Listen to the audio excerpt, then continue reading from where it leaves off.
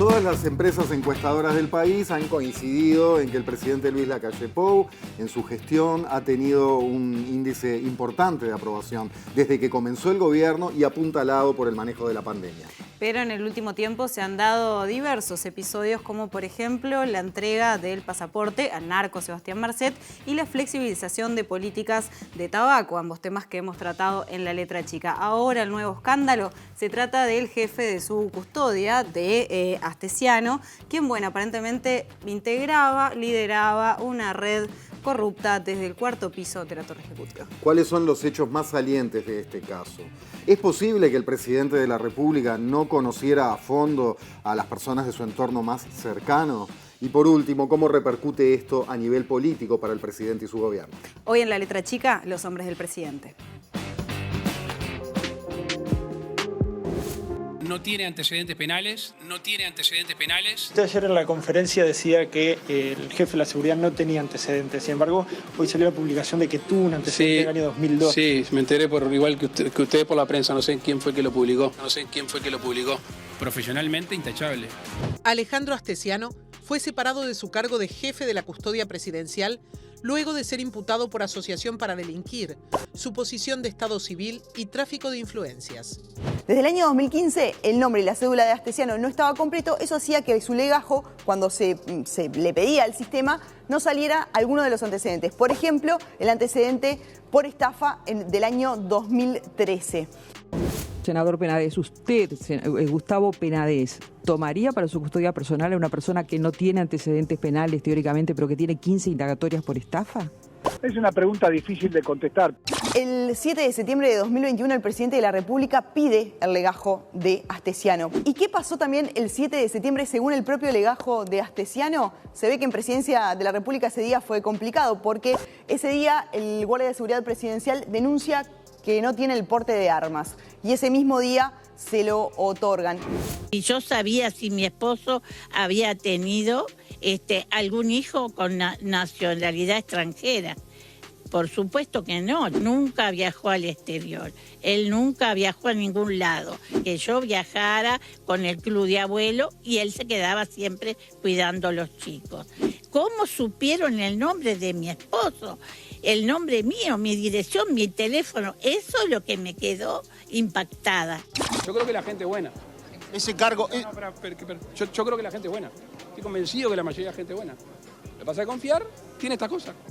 Raúl, hace un año todos los medios publicaron la cantidad de antecedentes que este hombre tenía. Sí, señor. No antecedentes desde el punto de vista legal, digamos, ¿no? Pero anotaciones, 20 anotaciones de todo tipo. Pero aparte le voy a decir una cosa, ¿no? Cuando el presidente dice, me sorprende esto. El hombre que queda en el lugar de Astesiano... ¿Ahora? El policía que queda en su lugar, formaba parte de un grupo de policías de la zona 4 de Montevideo. Todo el grupo de policías fue procesado por asociación para delinquir. Borges no, pero Borges estaba de licencia cuando pasó eso. Pablo Valenzuela, otro miembro de la custodia, una rapiña, una filmación, lo ve metiendo la mano, no se sabe si agarró o no, lo investigaron, tiene denuncias por violencia doméstica. Siempre yo te seguiré a donde quiera que vayas. Soy quien cuida de tus pasos, soy tu guardaespaldas. Siempre yo te seguiré a donde quiera que vayas. Soy quien cuida de tus pasos, soy tu guardaespaldas.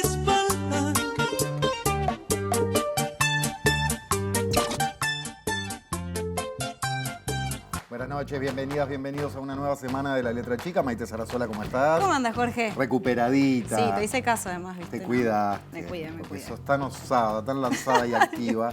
Pero bueno, guardaste el reposo debido y aquí estamos te nuevamente. tenemos. Qué alegría. Y con un gran programa además. Sí, una noche de periodismo intenso a continuación en la pantalla de TV Ciudad, porque hablaremos de todo esto que veníamos presentándoles y desde ya les esperamos con sus comentarios por Twitter, con el hashtag La Letra Chica. desde vuestras cuentas y saben que además existe la letra chica TV. Pero poniendo hashtag la letra chica, sus comentarios circulan y muchos de ellos, todos los que sean respetuosos y emitibles aparecerán en pantalla. Muchas gracias. Bien, y para empezar a meternos en esta investigación, que dentro de otros habla bastante de Astesiano, esta persona custodia del presidente de la República, que recibimos a Julieta Núñez Tomás, hoy conductora de informativo, así que felicitaciones, periodista de la casa, gracias. Un placer estar acá, como siempre. Juli, ¿cuáles eran los delitos que cometía Astesiano entonces? ¿Qué es lo que se sabe hasta ahora? Porque día a día también se van conociendo cosas nuevas realmente. Sí, es una investigación en realidad súper extensa porque comenzó hace 2 años. Astesiano no es la única persona involucrada. Exacto. En este caso, esto es una red.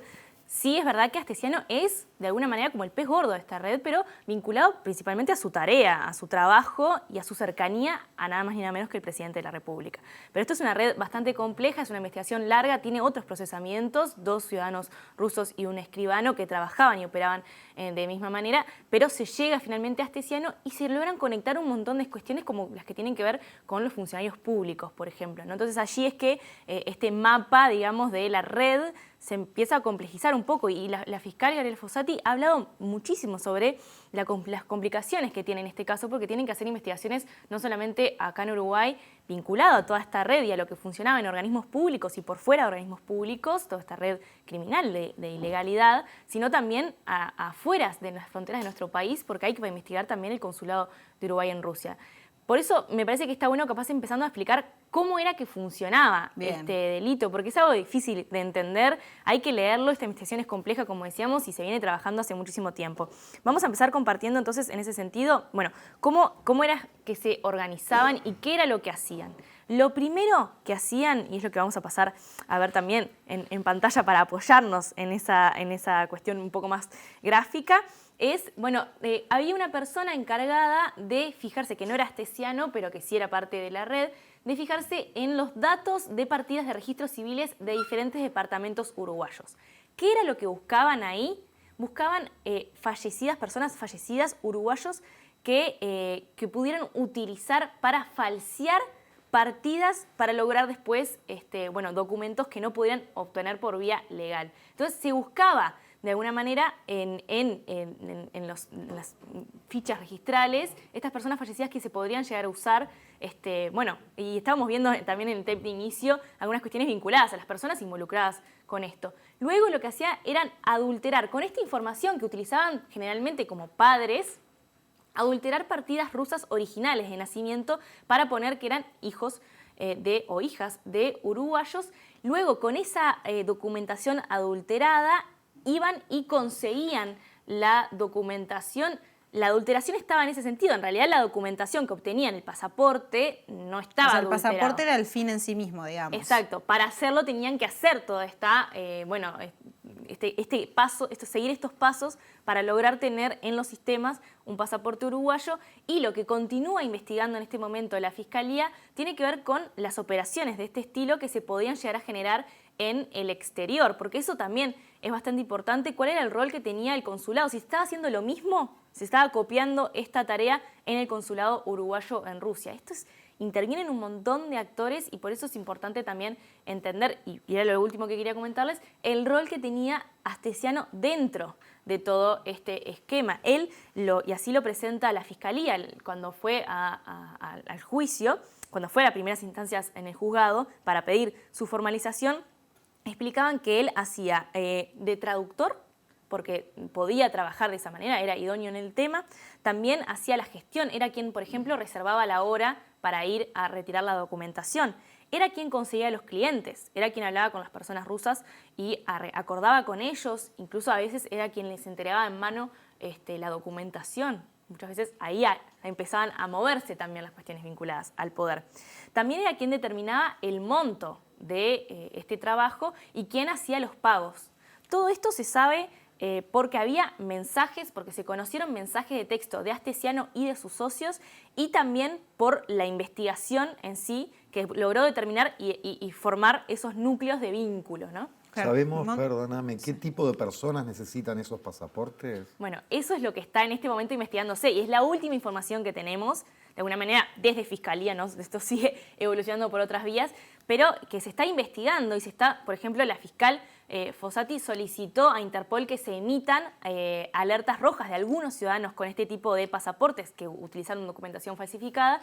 Y también se está consultando a Interpol si estos documentos se estaban solicitando justamente, bueno, porque estas personas no podían obtenerlo por vía legal y porque estaban huyendo de alguna manera. Entonces, en este momento está Fiscalía analizando si hay alertas rojas de Interpol sobre estas personas, pero además están emitiendo desde Uruguay alertas rojas por las personas que tienen este tipo de pasaportes. Claro, porque el pasaporte uruguayo también habilita entrar a muchísimos países. Por ejemplo, si pensamos en Unión Europea, que está ahí cerquita, el pasaporte uruguayo 3 meses te da. Eso, la estadía fundamental, ¿no? Exacto. Tenemos como días bastante amplios en comparación con otros países de la región.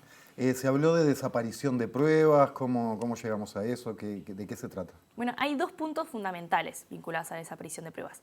El primero, que habla de un error, de alguna manera, policial, vinculado a la actuación policial, que tiene que ver con que Astesiano se enteró 24 horas antes de ser detenido. Él fue detenido, como ya lo sabemos, en la residencia Suárez, cuando llegó de un viaje con el presidente que venían de Costa Rica.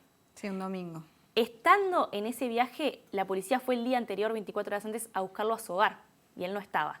Entonces, es entendible, o se puede llegar a concluir, que Astesiano se enteró que la policía lo estaba buscando. Y como ya sabemos, en ese momento quizás no lo sabíamos públicamente, Astesiano era una persona que ya tenía vínculo con lo policial y sabía lo que estaba haciendo. Entonces, lo que sucedió y lo que pudimos confirmar desde MBN Noticias es que mucha información de su celular faltaba al momento de la detención. Contactos y mensajes. Y esto fue una de las cosas que también mencionó la fiscal durante la audiencia de formalización de Astesiano con el juez Matías Purciúncula. Ella mencionó esta desaparición de pruebas, pero no vinculada únicamente a que él puede haber sabido 24 horas antes, sino a filtraciones que puede haber habido en el proceso de investigación. Si les parece, vamos a escuchar. Sí, tenemos el audio para escucharlo.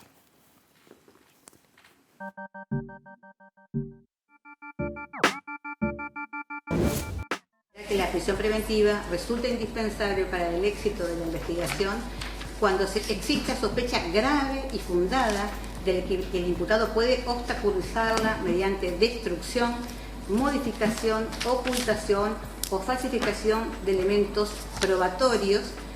Vamos a hacer algún paréntesis aquí y adelantar que del teléfono celular que se incautó y que se citó como evidencia, surge que Astesiano borró todos los mensajes que tenía con Fernández, ¿sí? No se sabe si es que tuvo conocimiento o no de esta investigación, se adoptaron todas las medidas para que fuera reservado, pero bueno, todos sabemos quienes estamos en el sistema que a veces no alcanzan los esfuerzos para que la situación se logre. La Fiscalía entiende que Astesiano, si bien no es funcionario público, según lo informado por Presidencia de la República, ocupa un lugar y está en un lugar privilegiado. Era la mano derecha, nada más y nada menos que del presidente de la Nación, ¿sí?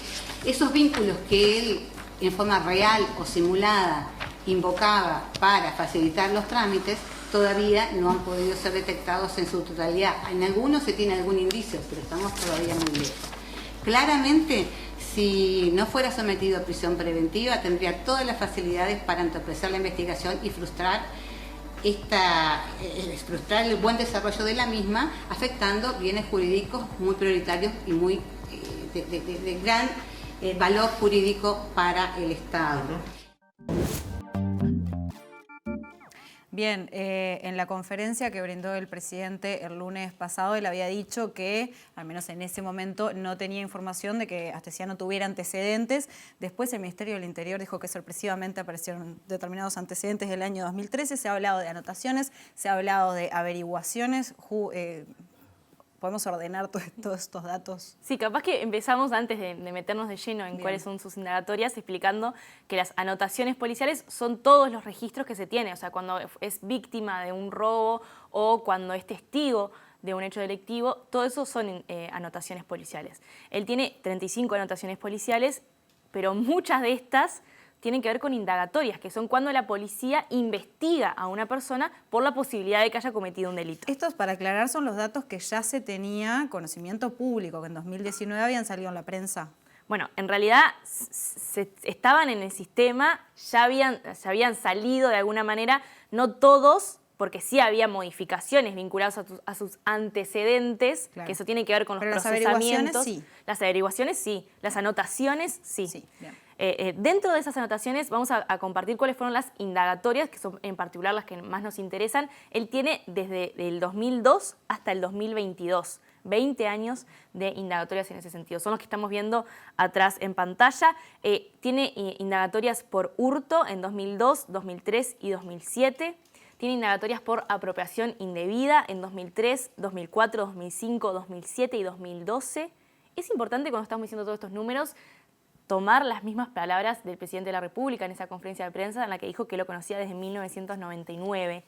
Sabemos que Astesiano había acompañado a su padre y que luego trabajó con él durante muchos de los años que estamos viendo aquí en pantalla. Tiene también indagatorias por estafa, 2005, 2009, 2010, 2 en 2011, 2 en 2012 y una en 2013. También tiene indagatorias por aprovechamiento de la falsificación. La última es de enero de este año, tiene que ver con esta investigación, pero es muy reciente, es una indagatoria muy reciente. No estamos hablando de fechas pasadas, no estamos hablando de momentos en los que quizás no estaba tan vinculado. Bueno, esta es una indagatoria muy reciente y también tiene requisitorias, averiguación de paradero, vehículo recuperado, daño e inspecciones. Todas son las indagatorias que tiene Astesiano en su legajo de más de 20 años. Pero además de estas anotaciones, también tiene procesamientos con y sin prisión.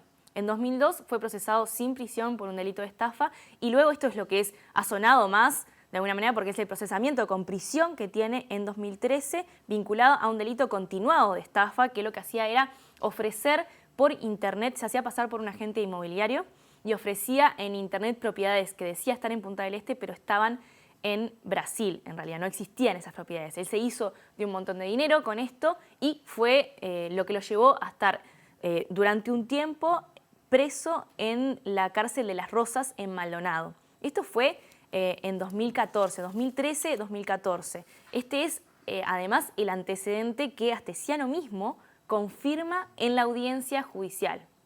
Él dice que tiene un antecedente por estafa y es el antecedente más conocido porque lo llevó a estar un tiempo en prisión, un tiempo que lo llevó a alejarse de la actividad pública y un tiempo en el que ya conocía al presidente de la República. A propósito de esto, bueno, uno piensa en cómo llega a estar en un lugar como en el que estaba, ¿no? Hasta hace algunos días. ¿Qué sabemos sobre la investigación, sobre sus antecedentes? ¿Cómo puede suceder algo así? Bueno, obviamente que nosotros cuando empezamos a investigar todo esto desde MB Noticias quisimos saber si lo que tú decías, May, vinculado a esta declaración del Ministerio del Interior, que luego de que salen a decir que no hay antecedentes, luego que sí. Bueno, eso todo claramente generó un ruido político. Sí, que el Ministerio del Interior además hablara, porque utilizaron la palabra sorpresivamente, también llama la atención que un Ministerio del Interior se sienta sorprendido por antecedentes. Y nosotros lo que hicimos fue hablar con Eduard Hoffman, que es experto en seguridad pública, para hablar sobre el sistema de gestión de seguridad pública, que es el sistema que tiene nuestro país para registrar todos los eventos vinculados con lo policial. Le dijimos, ¿es posible que aparezca sorpresivamente algo en este sistema? Lo que nos dijo es que no hay manera de modificar este sistema sorpresivamente porque todo queda registrado. ¿Cuándo entró una persona? ¿Qué persona entró? Todas tienen usuario. También, ¿qué movimientos hizo? ¿Qué modificaciones hizo? Si descargó o imprimió. Todo esto queda registrado y se sabe de cada uno de los expedientes. Entonces, es imposible que haya aparecido algo sorpresivamente, es imposible que lo hayan hackeado. Toda esta investigación que hizo el Ministerio del Interior, que en realidad fue muy breve porque, como estábamos diciendo, este sistema de gestión es muy fácil de identificar qué es lo que sucedió, resultó en la desvinculación y el sumario de un funcionario que es Gonzalo Vázquez, que es director de identificación criminal, pero en realidad seguramente haya más funcionarios involucrados en esto. Desde el Ministerio del Interior se lo señala a él como el responsable de cambiar los datos y dar esa ficha de antecedentes vacía o con algunas cuestiones borradas.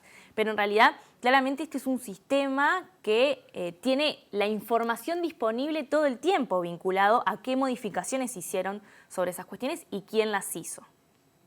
Bien, Juse, hablamos de repercusiones políticas que ha tenido este caso hasta el momento, porque va a seguir, obviamente.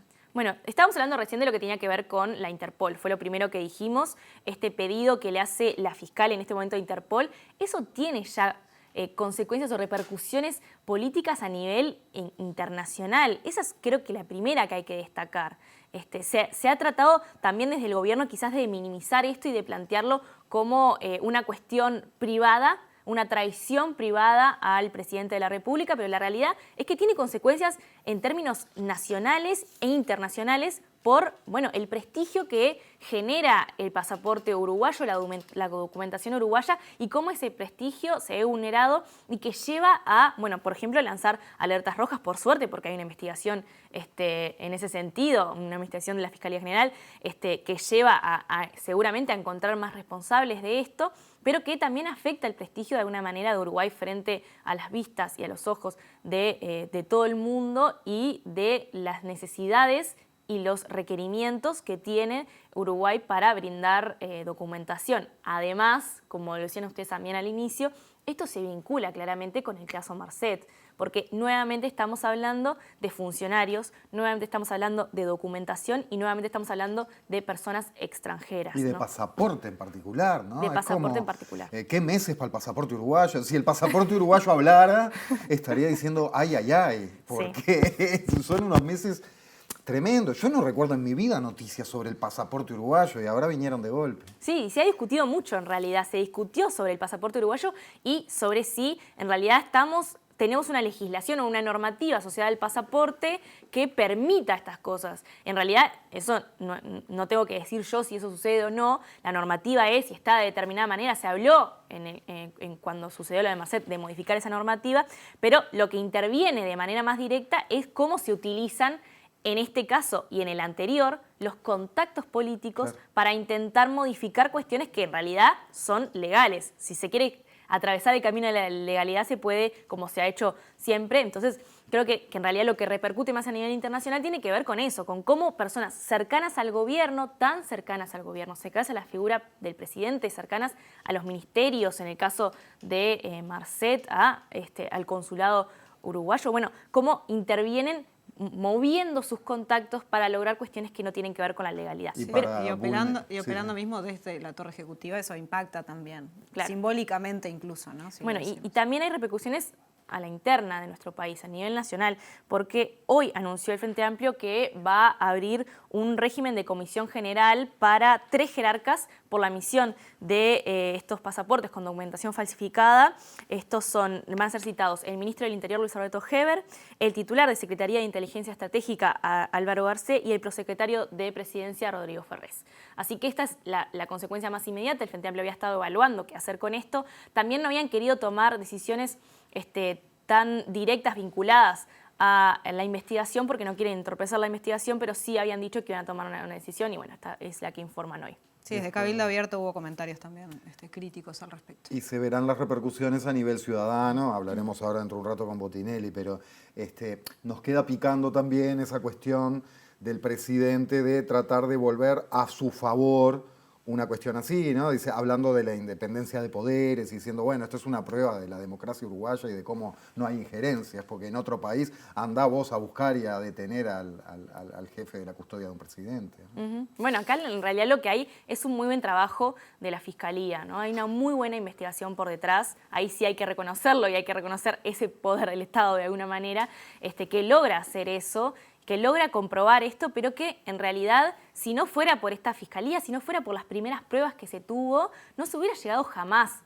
Y esta persona, eso es lo que hay que tener presente, es una persona con muchos privilegios, Astesiano estoy hablando, con muchos privilegios. Él accedía a información privilegiada, era quien está encargado en Uruguay de las visitas oficiales.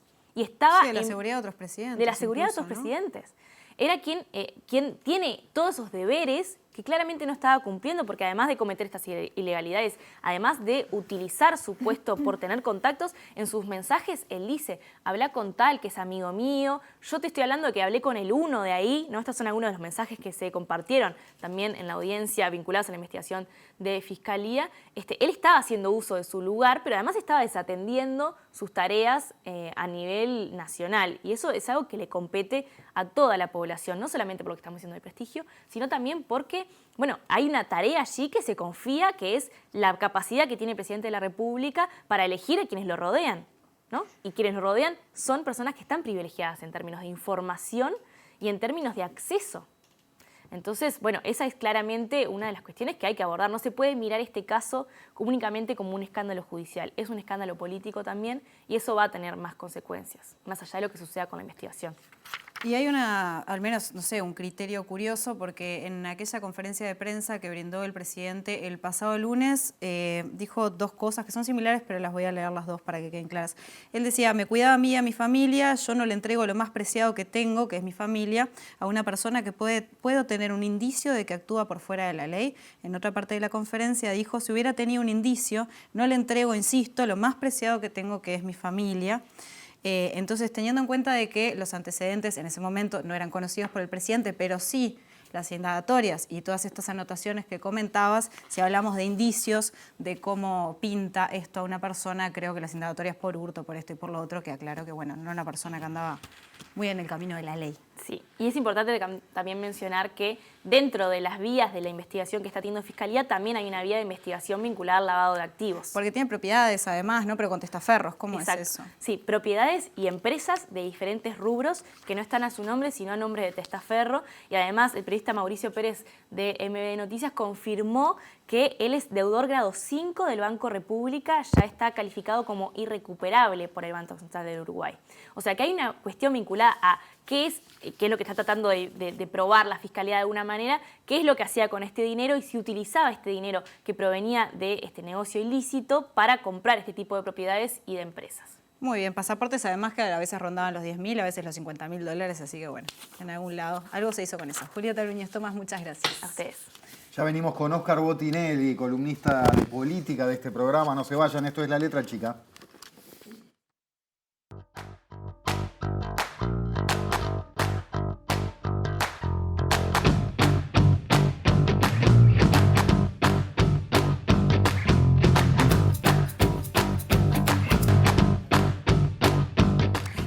Minutos pasan de las 9 y en este tercer bloque va a ser de La Letra Chica. Vamos a analizar el caso de Astesiano como hecho político, cómo influencia a nuestro país, cómo influencia la imagen del presidente, de la mano de Óscar Botinelli. Óscar, buenas noches y gracias buenas noches, por estar, ¿qué tal? como siempre.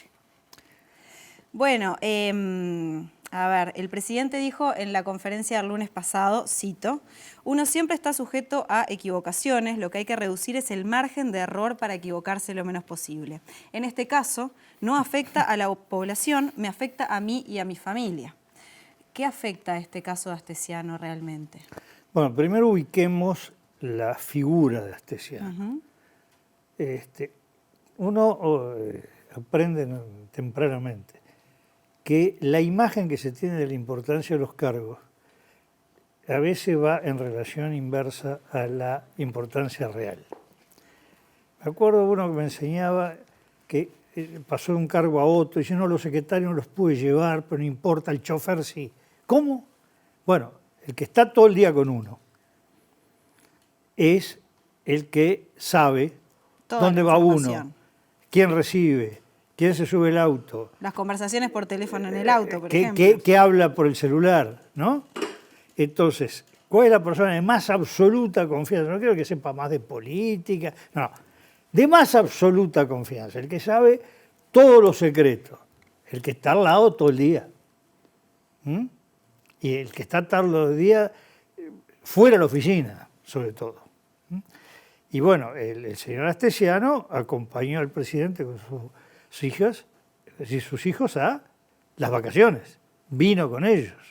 Es decir, está en una intimidad. Por lo tanto, está ocurriendo algo con una persona que realiza hechos, vamos a decir técnicamente, prima facie delictivos, de total confianza del presidente y en la oficina, en el edificio, donde funciona la Presidencia de la República y además la Secretaría de Inteligencia Estratégica del Estado, ¿no?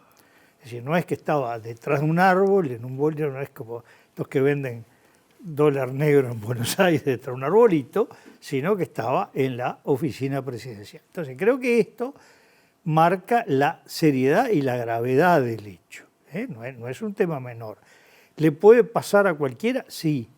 Ocurre que cuando una persona ocupa un cargo muy importante, político, o puede ser una empresa, en una administración, y tiene una persona de su absoluta confianza, no quiere decir que sea corresponsable de lo que hace, pero evidentemente es una falla muy grande de conducción el haber elegido a alguien con esta liviandad de elección, digamos, ¿no? Sin tener en cuenta, y sobre todo que no era un agente secreto, le pasó a Willy Brandt, jefe de gobierno de Alemania, que un buen día se descubre que uno de sus secretarios, el más importante, era un agente de la otra Alemania, cuando Alemania estaba dividida.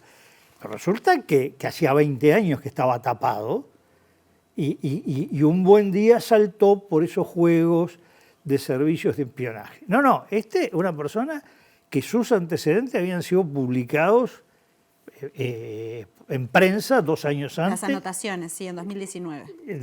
Bueno, y habían sido divulgadas por radio en un programa importante, es decir, no era alguien que, la única vez que entró porque había perdido la libreta conducida en una comisaría, no. Entonces, da la impresión de que hubo mucha liviandad en el análisis de los antecedentes de la persona, con esas anotaciones. No pasa la selección de personal para ninguna empresa. No lo toman de portero un edificio con esos antecedentes. Digo, este es un hecho que tiene que tener claro, que no es político, es qué pasa con una persona de este tipo y que termina ocupando un cargo así.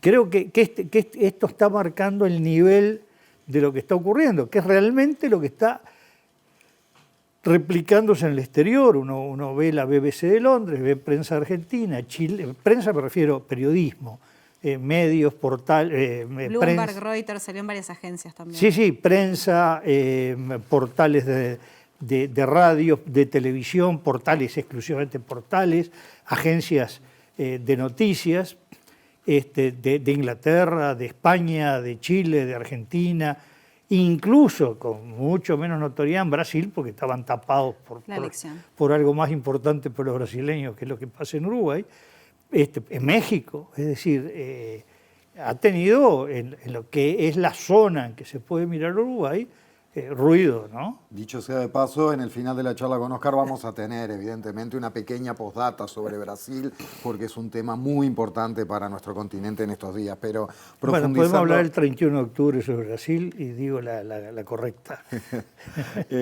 Hablando de esto, vayamos a la reacción política del presidente, ¿no? Esta cuestión de tratar, en una maniobra evidentemente política, ¿no? Digo, eso rompe los ojos a cualquier ciudadano, tratar de volver a favor un hecho que puede ser fuertemente en contra, diciendo que la independencia de poderes queda comprobada y que esto recién se lo planteábamos a Julieta y le decíamos, lo vamos a profundizar con Oscar, esto de decir, bueno, no, esto no habla mal, habla bien, porque ¿a qué otro presidente van a ir a buscarle el custodia? Y esto demuestra nuestra democracia, su calidad, etcétera. Esa estrategia de tratar de volver a favor algo que inicialmente puede ser fuertemente contrario, una mancha grande, ¿cómo la ve? Bueno, yo no diría que es un tema político, sino que son reacciones que tienen que ver con la estructura personal de cada uno. Cómo reacciona frente a una situación de crisis que lo afecta. Y quizás me ponga demasiado intelectual, pero hay cosas que pasan los siglos y cambian las formas, pero no la sustancia. Entonces uno relee clásicos de la política, de consejos a gobernantes, a reyes, príncipes o gobernantes republicanos, los con Fanoniero en Florencia, los doges en Venecia, y encuentra siempre lo mismo, más o menos lo mezcla, y ahora lo digo más en criollo. Primero, importante el gobernante, asumir la realidad, no pelear contra la realidad, no negarla. Segundo, asumir la propia responsabilidad. Lo que los psicólogos llaman no echar la culpa afuera. Dicho más en criollo, no es criollo, es bíblico, no buscar el chivo expiatorio. Tercero, saber que el pueblo es mucho más inteligente de lo que muchos dirigentes creen. Y que el hombre común, de poca educación, tiene una gran profundidad para captar las cosas, que no se lo marea con facilidad. Y lo cuarto, que cuanto más se tarda en asumir la responsabilidad, son más graves las consecuencias. Y esta uno lo ve a lo largo de los siglos y de los distintos, y siempre ocurre lo mismo. ¿Y cómo viene el presidente en ese sentido respecto a estos 4 puntos? Bueno, hay 3 al menos que me parece que sí. Yo diría que cada uno tiene elementos suficientes para juzgar y después se preverá las consecuencias, ¿no? Y además otro hecho que es importante, y este sí, digo, el autor pues uno solo, Colbert, el consejero de Luis XIV, rey de Francia, que siempre decía, los pueblos le reclaman, bueno, en este caso del rey, que demuestre entereza, firmeza. Y la aceptación de la realidad es fortaleza. El buscar eludir la responsabilidad se ve como debilidad. Yo creo que estas lecciones son válidas y permiten muy bien concluir cómo debe conducirse cada quien en una circunstancia de esta. Un detalle sobre esto mismo, ¿no? Más allá de que lo planteás, lo dejas abierto y que cada cual saque sus conclusiones. Ahora, a nivel politológico, ¿hay un exceso de confianza, crees, en el presidente en cuanto a su poder de comunicación a partir de lo que sucedió en la pandemia y el éxito que se puede decir que tuvo en esas conferencias de prensa de aquel momento? Creo yo, el éxito, ¿no? De que salía bien parado. Capaz que hay un exceso de confianza presidencial en decir, pónganme los micrófonos adelante que yo salgo de esta. A ver, yo creo que él y lo que lo rodea tienen una concepción que le da una importancia muy grande a la propaganda o a lo que se llama marketing político, marketing de gobierno. Es una tesis que hay, una teoría, por la cual todo se resuelve con buen marketing, ¿no? Y bueno, yo pertenezco a una corriente opuesta. El marketing funciona con éxito hasta un momento, cuando la realidad supera el marketing. Ahí no hay quien pueda tapar la realidad a fuerza de propaganda. Pero ahí me parece que no es más que exceso de confianza, es una concepción que todo se puede resolver o tapar con una buena propaganda. ¿Y en qué momento puede la realidad superar el marketing? Decíamos al principio, ¿no? Hablábamos de algunos hitos de los últimos tiempos que han afectado, ¿no? Se verá al presidente, por ejemplo, la flexibilización en materia de políticas de tabaco, lo del pasaporte a Sebastián Marcet, ahora el caso de Astesiano, que toca simbólicamente adentro de la torre ejecutiva y un hombre de muchísima confianza del presidente. ¿Cuál es ese límite del marketing, donde el marketing no todo lo puede? A mí me parece que hay un primer hito que fue el referéndum, que no hay un cambio sustancial, pero marca un antes y un después. Hasta ese momento se traslucía una imagen, o se intentaba proyectar una imagen de invencibilidad, de que dominaba todo, con juegos de atractivos, de seducción,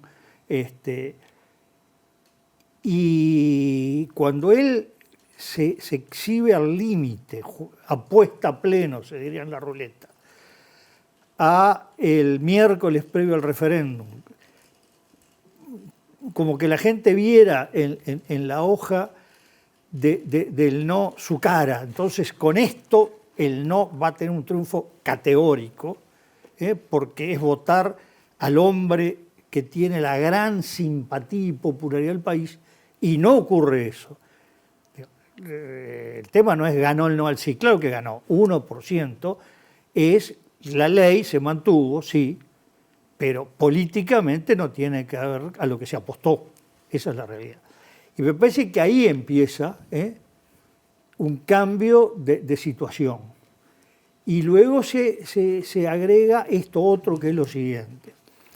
Cuando estamos en plena pandemia, recuerdo un análisis hecho en España con mucha profundidad. El análisis era básicamente sobre la presidenta de la Comunidad de Madrid, de Ayuso, que decía, sí, pero cuidado que una cosa es la pandemia y otra cosa cuando llegue el día a día de los madrileños. Como la pandemia es difícil de cabalgar, pero por otro lado hay todo un pueblo, una sociedad muy pendiente de que eso se supere y por favor protéjannos. Después ya viene cosas más cotidianas, lo que se llama el día a día.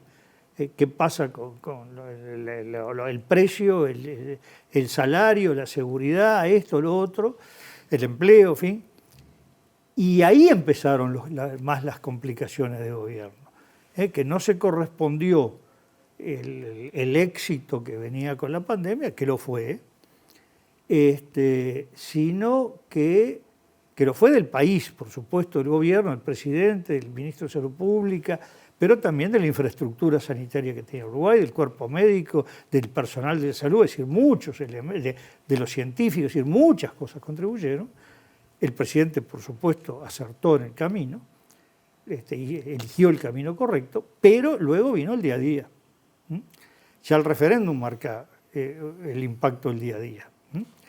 Y luego en ese día a día empieza a haber algunas complicaciones de desprolijidades, ¿no? El pasaporte Marcet y las explicaciones dadas en el Senado no fueron muy sólidas, en un análisis más técnico. Esto ya, bueno, excede, ¿no? También un hecho que nos puso en el mapa el mapa mundial, ¿no? O sea, bueno, lo que pasa es que, a ver, Uruguay no está generando, si hay un tema que en algún momento conviene analizar en profundidad, es el tema Uruguay y su política exterior y su inserción internacional. Por lo menos pongo dos imágenes. El 28 de febrero de 2020, Rodolfo Nin Noboa entrega la Cancillería y en ese momento él, el Uruguay, copresidía con Mogherini, llamémosle ministro de Relaciones Exteriores de la Unión Europea, el Grupo Internacional de Contacto sobre Venezuela, de igual a igual. Y por otro lado, como México no compartía la propuesta europea, se creó el mecanismo Montevideo, copresidido por Uruguay y México. Y Uruguay como puente entre México y la Unión Europea. Es decir, está bien, no era el mundo entero, era esta región, pero Uruguay en un lugar protagónico. Un año antes, que no fue gran noticia, Carrasco se llenó de lo que se llama aviones de Estado, porque habían llegado los ministros de Relaciones Exteriores, o en algún caso el número 2 o 3, de España, de Portugal, de Francia, de Italia, de Alemania, de Gran Bretaña, de México. Uruguay, Montevideo era el centro de una gran reunión internacional para discutir cómo se actuó en relación al tema Venezuela. Bueno, hoy estamos lejos de que Uruguay tenga ese protagonismo. El gobierno está en malas relaciones con todos los que pesan fuerte en América Latina, Argentina, Brasil, Chile, Colombia, México, ni hablar Cuba y Venezuela, que pesan en otra parte del planeta. Y las noticias que salen de Uruguay no son que ha convocado a los cancilleres de los países poderosos, como sí ocurrió hace 4 años, sino que hay un pasaporte entregado a alguien que está preso. Se cuestiona la legitimidad de nuestros pasaportes. Exacto. Que además hay un tema.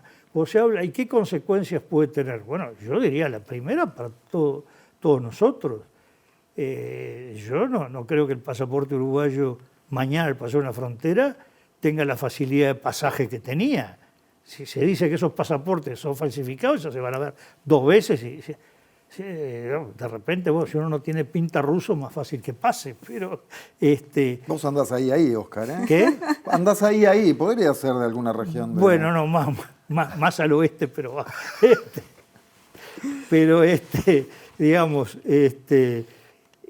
ahí me parece que hay que ver las cosas que se afectan. Estoy pensando de la vida cotidiana de los uruguayos que viajan con pasaporte, pues digo, por acá se puede viajar solo con cédula. Por ¿no? ahí también, en referencia a esto, a lo que decía el presidente, esto no afecta al país, me afecta solo a mí y a mi familia.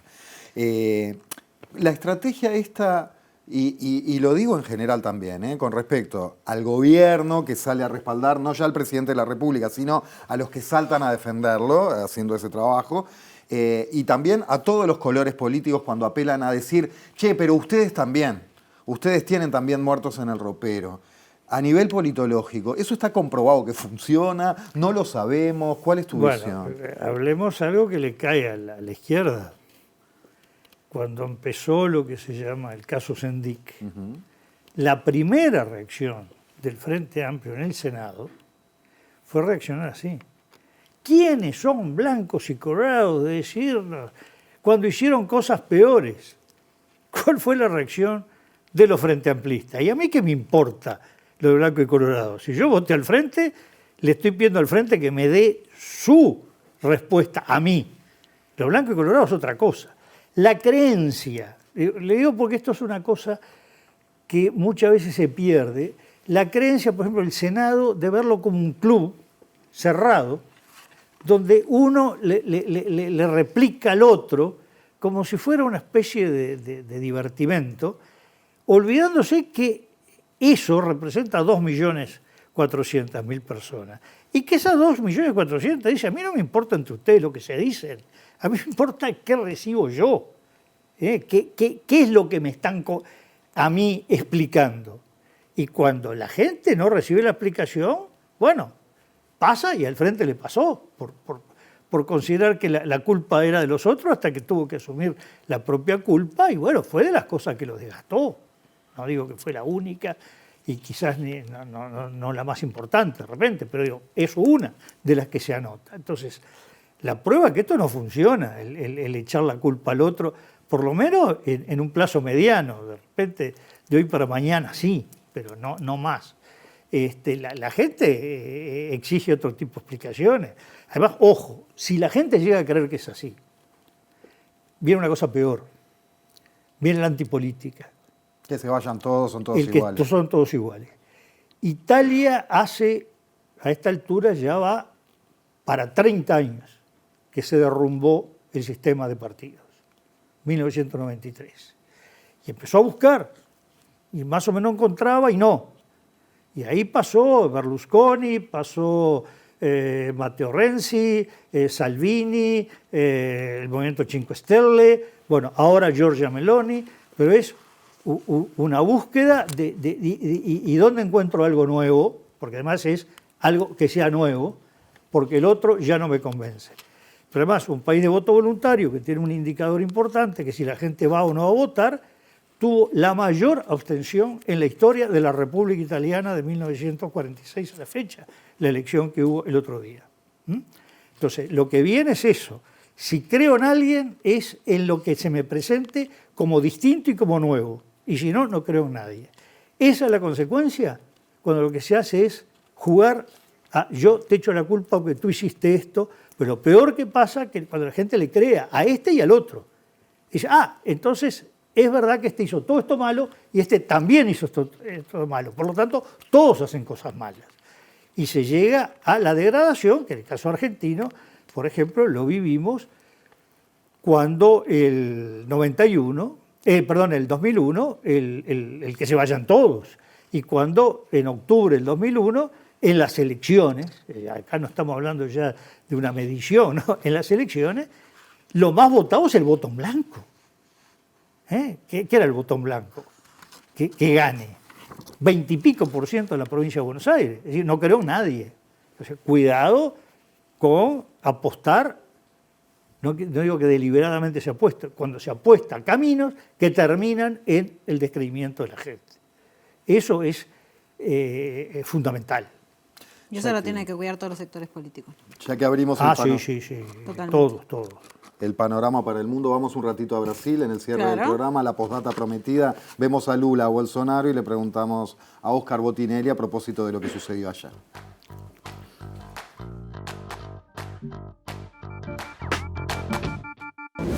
Saben que debemos recuperar este país, incluso desde el punto de vista de las relaciones internacionales.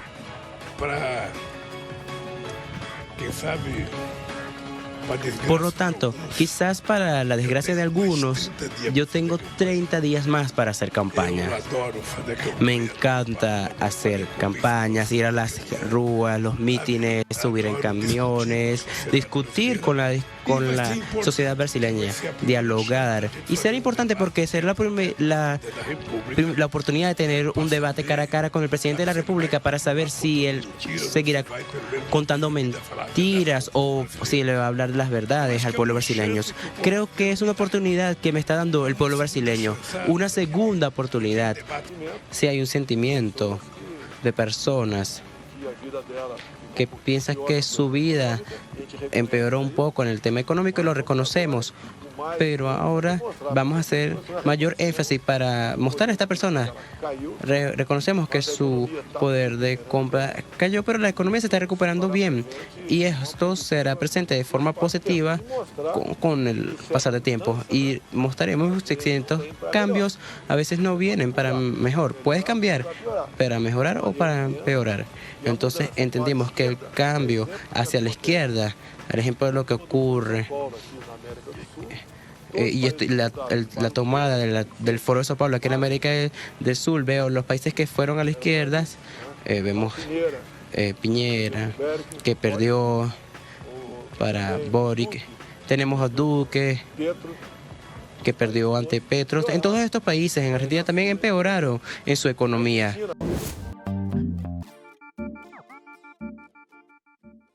Bien, bueno, primera reflexión después de esta primera vuelta, que algunos auguraban que iba a ser ya con Lula ganando de primera, pero bueno, no, se viene una segunda. Bueno, yo digo dos impresiones. Si uno no hubiera seguido datos del último mes, ni anoche, se despertaba hoy, miraba el diario y dice, bueno, esto está resuelto. A Lula le falta un poco menos de 1,6. Le sacó más de 5 puntos de ventaja a Bolsonaro. 48,4 a 43,2. Exacto. Y es 8 y pico de puntos los que, digamos, de terceras fuerzas para repartir. Lula, con sacar la quinta parte de eso, ya ganó. Esto está resuelto. Si uno mira lo otro, lo anímico, uno miraba anoche el local del PT, el local de Bolsonaro, sin audio, sin mirar cifras, decía, ganó Bolsonaro, perdió, ¿no? Escenario velorio en el PT, y un tuit de Lula, que era el tuit de un derrotado, ¿no? Es decir, se creó una autoderrota, no es definitiva, pero una sensación de autoderrota por un exceso de exitismo. Y sobre todo, cuando miramos lo que daban las encuestas, que por lo que he leído no he podido ver mucho, la falencia mayor fue en los resultados estaduales que en el federal. Pero el federal, lo de Lula, quizás estuvo un poquito exagerado. El tema fue que lo de Bolsonaro estaba muy abajo, pero hay que ver cuánto fue tema de la encuesta y cuánto hubo un corrimiento hacia Bolsonaro de gente que originalmente estaba con Tevez o con Ciro Gómez. Es decir, cuánto prevaleció el antilulismo, ¿no? Y lo otro era una cosa que es una mala lectura, es decir, lleva 16 puntos. El problema es que mirar la distancia tiene un error, que no darse cuenta que las distancias son engañosas. Lo pongo en fútbol. Si dos equipos uno le lleva diferencia de goles de 2 al otro, el otro necesita hacer 2 goles a para empatar. Basta con uno. Si pierde uno. Es decir, dicho técnicamente, en la diferencia hay que contar la semisuma, no la entera. Entonces ahí la reducción es menor. Pero el tema es que fue demasiado esperar que anoche se consagraba Lula presidente. Entonces, cuando alguien pone la vara en un lugar muy alto, se autoexige y crea una sensación de derrota con un gran resultado. Entonces, lo negativo para Lula es que la campaña electoral que empezó anoche o hoy de mañana es con un Bolsonaro y su gente sintiéndose ganadores y un Lula o la gente de Lula sintiéndose golpeados. Entonces, aquí los números dan a favor de Lula y el clima da a favor de Bolsonaro. Lo cierto es que hoy, a 4 semanas del balotaje, lo que claramente se presenta es que es un escenario realmente incierto, que es lo que ninguno preveía 24 horas antes, ¿no?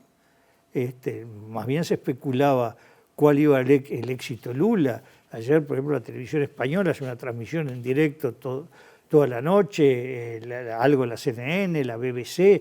Digo, fue una noticia internacional la elección de Brasil. Bueno, es una de las potencias mundiales, ¿no? Cuando hablabas sobre el descreimiento en la política, ¿no? esta cuestión peligrosa también que se da de la gente que dice, ya no me importa. En esta elección de Brasil hubo un gran abstencionismo, ¿no? Gente que directamente no fue a votar. ¿Te parece que se pueden conquistar esos votos ahora en la segunda vuelta? Bueno, el riesgo... ¿Tiene que ver con esto también de decir no creo, ya está, me pudrí o no? Bueno, el riesgo que tiene la elección de Brasil con el voto, digamos, semi-obligatorio. Pues es un voto obligatorio, pero si un voto obligatorio no vota el 25%, algo no anda, ¿no? Es que a veces la variable que define la elección, esto se vio mucho en España y también en Italia, no es si le saca a o al revés, sino la gente de va todo a votar o se queda en la casa. O la gente de se va a votar o se queda en la casa. En el 2004, sorpresivamente el PSOE le gana al Partido Popular. No porque le sacara votos, sino por gente que estaba descreída del Partido Socialista Obrero Español, a raíz del atentado de Atocha, recordarán, y la forma que reaccionó el gobierno, se indignó.